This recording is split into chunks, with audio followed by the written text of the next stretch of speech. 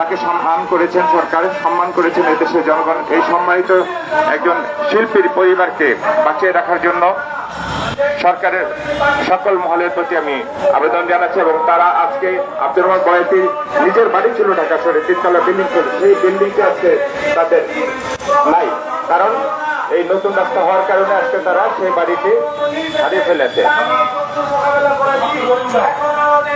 এখন সেই জায়গায় রাস্তা হয়ে গেছে, দয়াগঞ্জ রোডটি তার বাড়ির উপর দিয়ে পড়েছে। আমরা চাই যে সেখানে আব্দুর রহমান বয়াতির পরিবারকে সরকার একটি বাসস্থান দিয়ে তাদের বেঁচে থাকার সে আশ্বাসটুকু পূরণ করবেন। মাননীয় প্রধানমন্ত্রী বলেছিলেন যে তাদের যেহেতু বাড়ি নাই সে বাড়িটি তারা দেবেন, কিন্তু গত 7 বছর আব্দুর রহমান বয়াতিকে একটি পদক দেওয়া হলেও এখন পর্যন্ত আব্দুর রহমান বয়াতির পরিবারের সে আশ্বাস পূরণ করা হয়নি। সেই জন্য আজকে পরিবারের পক্ষ থেকে এই মানববন্ধন আমরা সরকারকে জানিয়ে দিতে চাই, মাননীয় প্রধানমন্ত্রী এবং যারা আছেন সবাইকে জানাতে চাই যে আব্দুর রহমান বয়াতির পরিবার আজকে মানবতার জীবনযাপন করছে, তাদের কোনো বাসা বাড়ি নেই, তাদের কোনো স্থান নেই, আবাসন নাই। সুতরাং তাদেরকে যদি একটি আবাসনের ব্যবস্থা করা হয় অবশ্যই তারা ভালো করবে, তারা বেঁচে থাকবে, তাদের পরিবার শান্তিতে থাকবে, বসবাস করবে, সুন্দরভাবে তারা জীবনযাপন করতে পারবে। একইভাবে আজকে বাংলাদেশের অনেক বাউল শিল্পী এই পরিবারের সাথে সংহতি প্রকাশ করেছেন। আমি সেখান থেকে আব্দুর রহমান বয়াতির সন্তানরা এখানে সবাই আছেন এবং তারা তাদের কষ্টের কথাগুলো বলবেন। আমি আজিম বয়াতিকে কিছু বলার জন্য অনুরোধ করছি, ছোট্ট করে। বিসমিল্লাহির রহমানির রহিম। আমি মরহুম 21 পদকপ্রাপ্ত 2015 মরণোত্তর আব্দুর রহমান বয়াতির ছোট ছেলে।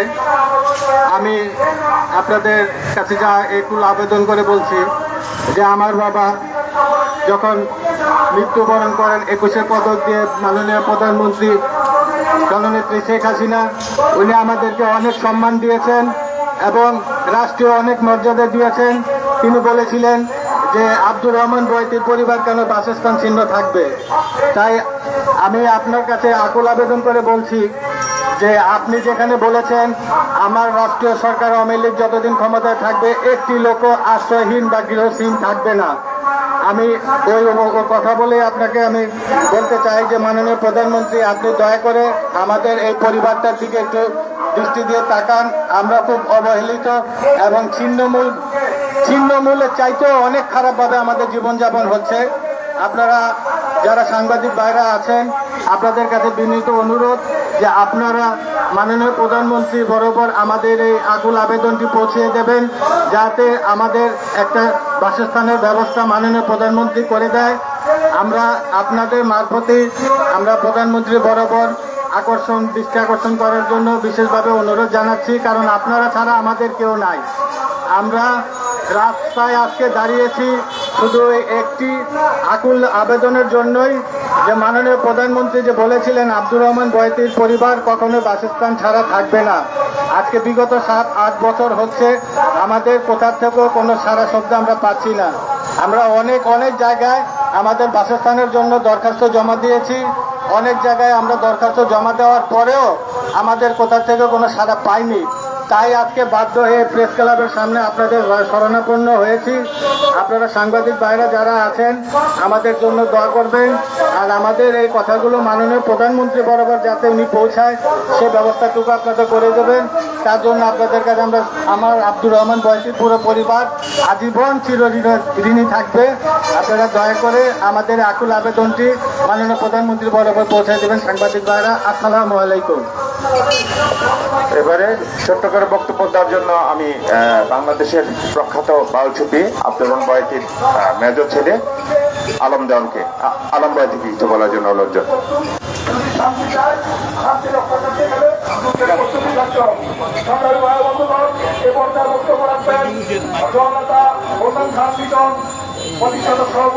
ধন্যবাদ। সামনে উপস্থিত আমাদের সাংবাদিক ভাইয়েরা, আমি হচ্ছি 21 পদক প্রাপ্ত আব্দুর রহমান বয়াতির ছেলে আলম বয়াতি। আমার বাবাকে নিয়ে আমি অনেক দেশ ঘুরেছি, অনেক জায়গায় ঘুরেছি। যখন আমার আব্বাকে আমার আব্বার সাথে আমি অনেক দেশ America, German, England, Scotland, Dubai, Iran, Tehran, Qatar এ নিয়ে আমি 16টা দেশ আব্বার সাথে আমি ঘুরেছি। আমার বাবা ছিলেন আমার বন্ধুর মতো। তাই আজ আমরা মানে খুব কষ্টে আমরা এই 7টা বছর 2015 সালে মাননীয় প্রধানমন্ত্রী আমাকে বলেছিলেন, আমি ছিলাম সেই 21 পদক নেওয়ার জন্য। সে মাননীয় প্রধানমন্ত্রী আমাকে বলেছিলেন যে তুমি কান্না করো কেন, আজকে 21 পদক তোমার বাবা পেয়েছে, তুমি হাসি মুখে থাকবা। কিন্তু মাননীয় প্রধানমন্ত্রীকে আমি বলেছিলাম যে মা জননী, আমরা অনেক অনেক কষ্টে আছি, থাকতে পারি না কোনো বাড়িতে, আমাদের নাই বাসস্থান, আমার বাবা অসুস্থ ছিলেন, আমরা অনেক ছিলাম ঋণগ্রস্ত, আমার মা অসুস্থ, আমরা কি করে চলবো? তখন মাননীয় প্রধানমন্ত্রী বলেছিলেন যে আমার ক্ষমতা থাকা অবস্থায়, আওয়ামী লীগ ক্ষমতা থাকা অবস্থায়, আমার সরকার থাকা অবস্থায় বাউলরা কেন অবহেলিত হবেন, বাউলদের কেন বাসস্থান থাকবেন না, বাউলরা কেন অসুস্থতা ভোগ করবেন? তখন সাথে সাথে বলেছিলেন, আমাদের তৎকালীন সাংস্কৃতিক মন্ত্রী ছিলেন আসিফুজ্জামান নূর সাহেব, তাকে বলেছিলেন যে আপনি সেটা তাড়াতাড়ি তৎক্ষণাৎ ব্যবস্থা করেন, যাতে বাউলদের কোনো বাসস্থান থাকবে না কেন। তখন মাননীয় প্রধানমন্ত্রী আমাদের বড় বড় একটা চিঠি পাঠিয়েছিলেন যে হ্যাঁ, আপনাদের বাসস্থানের ব্যবস্থা করা হবে, আপনার মার চিকিৎসা করা হবে এবং আপনাদের ঋণগ্রস্ত সবই দেওয়া হবে।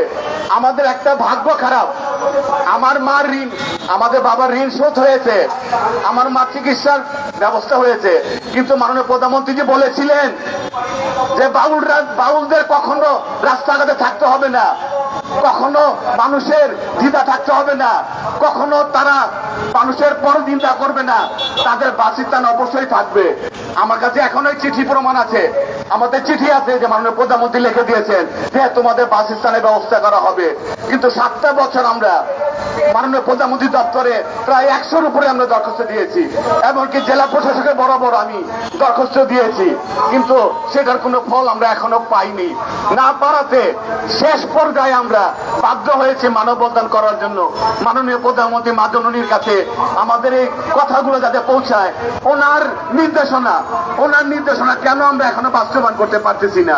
উনি বলেছেন যে বাউলদের বাসস্থান থাকবে, রহমান বয়াতির বাসস্থান থাকবে, কেন তার বাসস্থান পাচ্ছি না? মাননীয় প্রধানমন্ত্রীর কাছে আকুল আবেদন, আপনি যদি গৃহায়ন এবং গণপূর্ত মন্ত্রণালয়কে বলে দেন, অবশ্যই আমরা একটা জায়গা পাবো। আমাদের প্রেস নিউজ সাংবাদিক ভাইদের প্রতি আমাদের অনুরোধ, আপনারা যদি মাননীয় প্রধানমন্ত্রীর কাছে আমাদের এই কথাগুলো বলতে পারেন যে আমাদের গৃহায়ন গণপূর্ত মন্ত্রণালয়কে যদি বলে দেয়, আমরা মনে হয় আমরা আর কষ্ট করতে পারবো না, আর আমরা ধারে ধারে ঘুরবো না, আমাদের একটা মাথা বোঝার জায়গা থাকবে। এটাই আমাদের দাবি, এটাই আমাদের মানববন্ধন। আমাদের আছে এখানে ধারণা আছে, আমার বড় ভাই, ছোট ভাই, আমার ছোট বোন, আমার মেয়ে, আমার ভাগ্নি, আমার বাতিজি, এখানে সবই আমার পরিবার, এখানে বাড়ির কেউ নেই। আর সব ভাই আমার দুলা ভাই, আমরা এখানে সবাই আমরা পরিবার। আমরা চাচ্ছি যে আমাদের যাতে একটা মাথা বোঝার জায়গা হয়, আপনাদের ধারা যেন আমাদের এই কথাগুলো মাননীয় প্রধানমন্ত্রীর কাছে পৌঁছায়। এ বলে আমার কথা শেষ করছি। ধন্যবাদ। আসসালামু আলাইকুম।